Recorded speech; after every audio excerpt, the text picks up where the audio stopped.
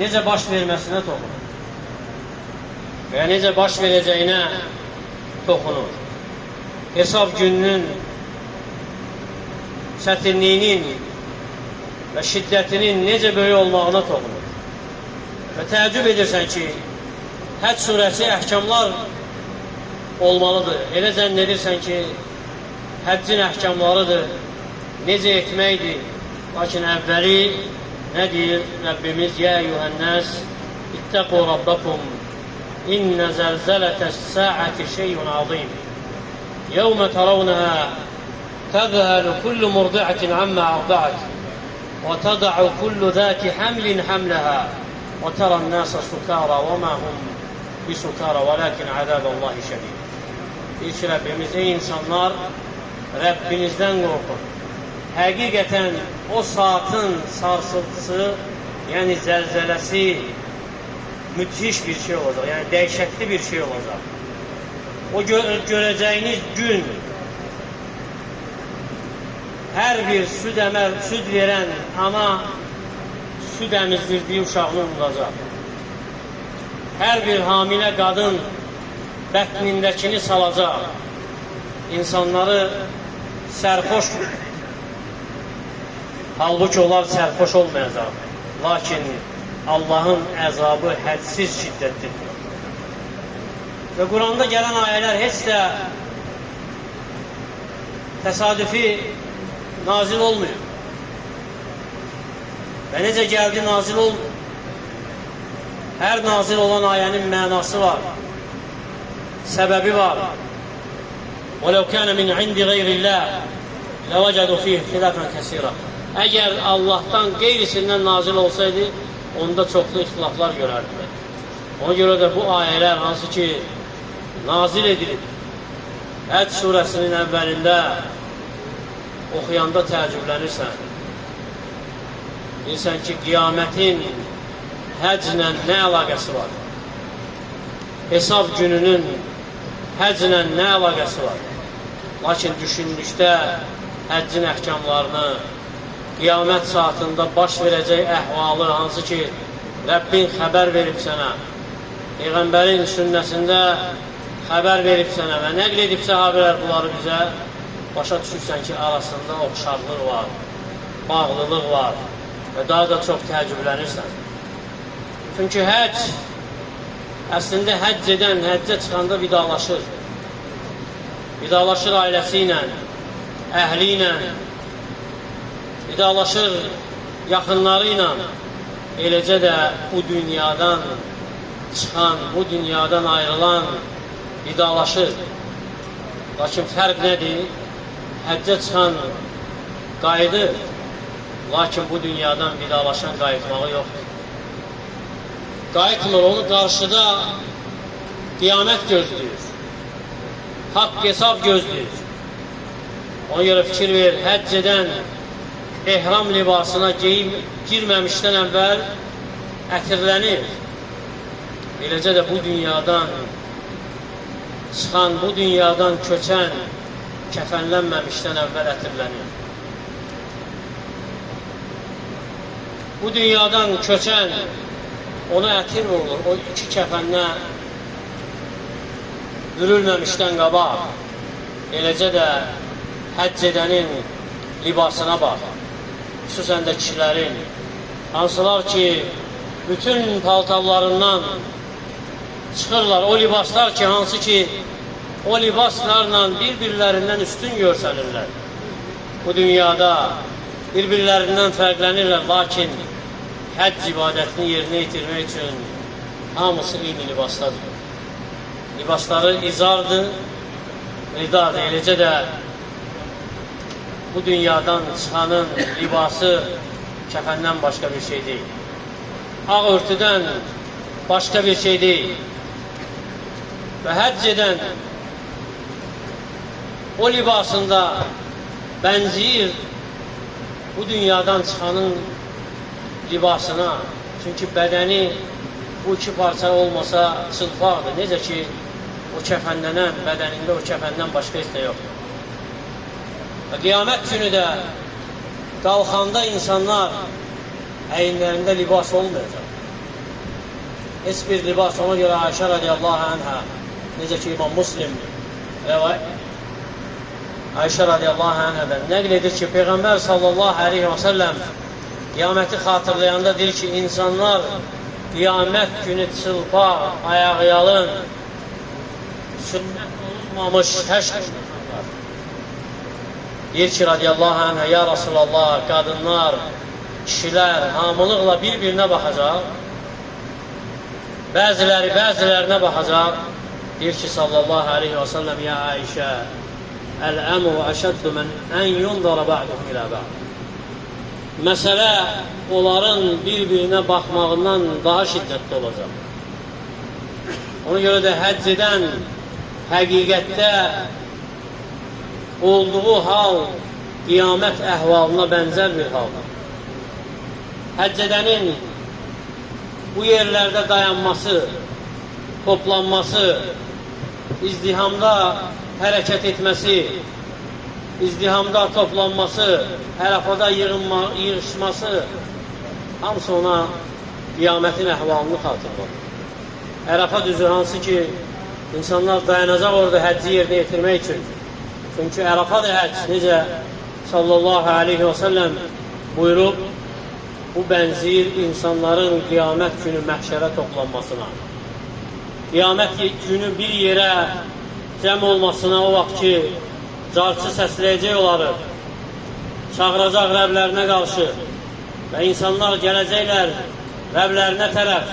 Necə ki, Rəbbimiz buyurur, يَوْمَيْذٍ يَتَّبِعُونَ الدَّعِيَ لَا عِوَجَ لَهُ وَخَشِيَتِ الْأَصْوَاتُ لِلرَّحْمَنِ فَلَا تَسْمَعُ إِلَّا هَمْسًا. O gün insanlar heç bir yana meyl etmədən carçının arxasınca yeriyəcəklər. Rəhmanın qarşısında səslər kəsiləcək, sən yalnız pıçıltı eşidəcəksən. Və dayanacaqlar o məhşərdə necə ki, Ərəfa düzündə dayanacaqlar. Qiyamət düzündə də, qiyamət günü də o məhşərdə eləcə dayandırılacaqlar. Əmr olunacaq ki, dayandırılsınlar. وَقْفُوهُمْ إِنَّهُمْ مَسْئُولُونَ. Onları dayandırın, onlardan sorğu-sual olunacaq. Ona görə də həcc bənzir qiyamətə, əhvalı bənzir qiyamətin əhvalına. Necə ki, həcc edən başı açıq günəşin altında həccini etməyə çalışır, saçı dağınır, toz içində. Qiyamət günündə insanlar, günəş onlara yaxın olacaq. Adəm övladı günəşin altında gözləyəcək, onun hissi, təri yerin aşağısına 70 dirsək girəcək. 70 dirsək yerin dibinə qədər təri çatacaq. Necə ki, İmam Muslim rəvayət edib, eləcə də İmam Buxari deyir ki, hətta tərləri, yəni məhşərdə dayananların tərləri 70 dirsək yerə axacaq. Sonra tər onları bürüyəcək, ta ki, qulaqlarına kimi çatacaq. Ona görə çalışacaqlar ki, Peyğəmbərlərdən istəsinlər ki, şəfayətçi olsunlar onlara. Allah Teala haqq hesabı başlasın. Və bənziri o halları həcc edənin Səfa Mərvə arasında səy etməsinə, onlar da o cür səy edəcəklər, gedib gələcəklər Peyğəmbərlər arasında. İstəyəcəklər ki, haqq hesab başlasın, çünki dayanmaları uzun olacaq. Və gəlib bəzi rəvayətlərdə ki, uzadı gün dayanacaqlar. Necə ki, Rəbbimiz buyurur, o əhvalı xatırlayaraq, onların dilindən deyəcəklər ki, İnnə nəxabu min Rabbinə yəvmən əbuthən qamtarira. Əslində biz Rəbbimizdən gələ bilən çox kəskin və ağır bir gündən ehtiyat edirik. Abdullah ibn Ömər deyir ki, o deməkdir ki, yəni ayənin təfsiri budur ki, o gün uzun olacaq. Və bəzi rəvayətlərdə gəlib ki, 100 il və gəlib bəzi rəvayətlərdə 300 il, bəzi rəvayətlərdə gəlib ki, 50 il gözləyəcəklər və nəhayət Peyğəmbərlərdən diləyəcəklər ki, Allah Teala haqq hesabı başlasın. Şəfayətçi olsunlar ki, haqq hesab başlasın və Peyğəmbərlər arasında gedib gələcəklər. Nəhayət, Muhammed sallallahu aleyhi və səlləm ərşin altında səcdə edəndən sonra ona deyiləcək ki, başını qaldır, istə sənə veriləcək, şəfayət et, şəfayətin qəbul olunacaq. Ona görə də qiyamət bənzir həccə və həcc arasındakı oxşarlıq heç də əbəs deyil. Bu əzəmətli ibadət əgər dərin düşünsən, xatırlasan, başa düşsən, bilsən ki, qabaqda səni haqq hesab gözləyir.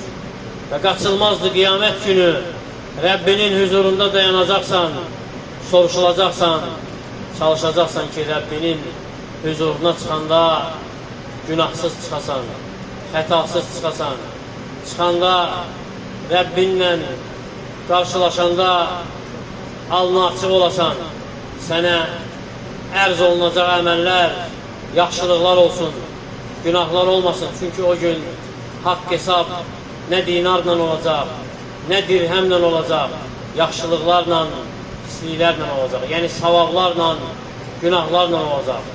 Və kimin tərəzisində bir savab artıq gələcək, o nicat tapacaq. Və kimin tərəzisində bir günah artıq gələcəksə, o xəsarətə uğrayacaq. Ona görə də çalış, o gün gəlməmişdən haqq hesabını bu dünyada çək. Özünü bu dünyada hesaba çək ki, qiyamət günü gələndə tərəzinin ağır və ya yüngül gəlməsi üçün narahatlıq hissini orada etməkdənsə, narahatlıq hissi sənə burada gəlsin. Ona görə də hesaba çək nəfsini və bu həcc fürsətdir sənə verilib ki, təmizlənəsən, Rəbbinin huzuruna çıxanda saf, pak, təmiz olaraq çıxasan. Ona görə də çalış, həccinə xələl gətirəcək heç bir şey etmə. Ən başlıca da çalış ki, həccin qəbul olan həclərdən olsun və həccin qəbul olma əlaməti də ən birinci ixlasla olmalıdır. Rəbbinin razılığı üçün gəlmirsən, gəlməmsən ki, qaydanda məclislərdə başda olasan, gəlməmsən ki, qaydanda hansısa ləqəbi götürüb insanlar səni o ləqəblə çağırsın, o adla çağırsın.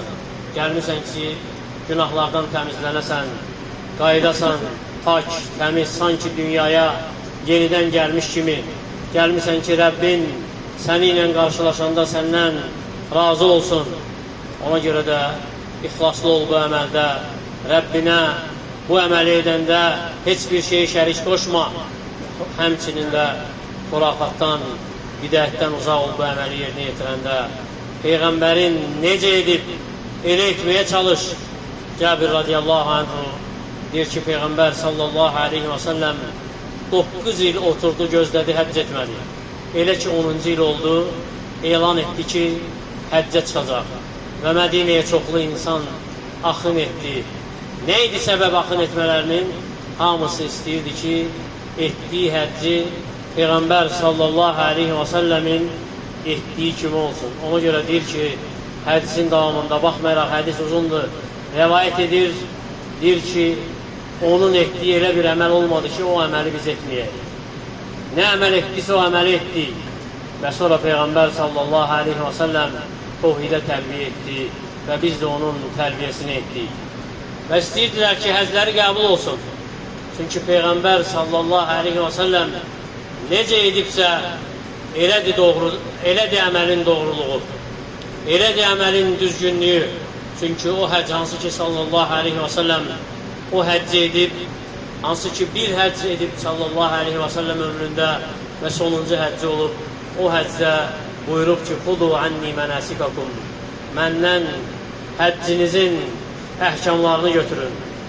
Göstərib ki, əməlin, bu həccin qəbul olması üçün onun əməlini etmək şərtdir. Onun etdiyi kimi əməl etmək şərtdir ki, əməlin qəbul olsun.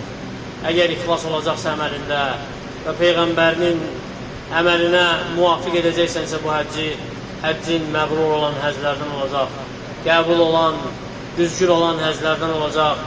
Qayıtdığında da Rəbbinin vəd etdiyi kimi dünyaya sanki yenidən gəlmiş kimi günahlarından təmizlənmiş halda gələcəksən. Allah Taala bizi müvəffəq etsin sabahki günə, Ərəfə gününə, onu ora çatıb onu yerinə yetirib düzgün bir şəkildə başa vurmağa və bizə səbir versin. Sabahki gündə o günün ibadətini, əhkamını Allahın müvəffəqiyyəti ilə doğru bir şəkildə yerinə yetirib başa vuraq. Eləcə də həcci necə çatdırıb bizə bura müvəffəq edib, həcci də müvəffəqiyyətlə başa vurub vətənimizə, ölkəmizə qayıdaq. Allah Teala həccimizi qəbul olunan həclərdən etsin, səfərimizi mübarək etsin, səfərimizi müvəffəqiyyətli etsin, xəsarətdən uzaq etsin bizi, bizi eşidib faydalardan etsin. Əqulu mə təsmə'un və əstəğfirullah li və ləkum və li səiril muslimin min kulli dəm. Əstəğfiruhu innəhu huvəl ğafurur rahim.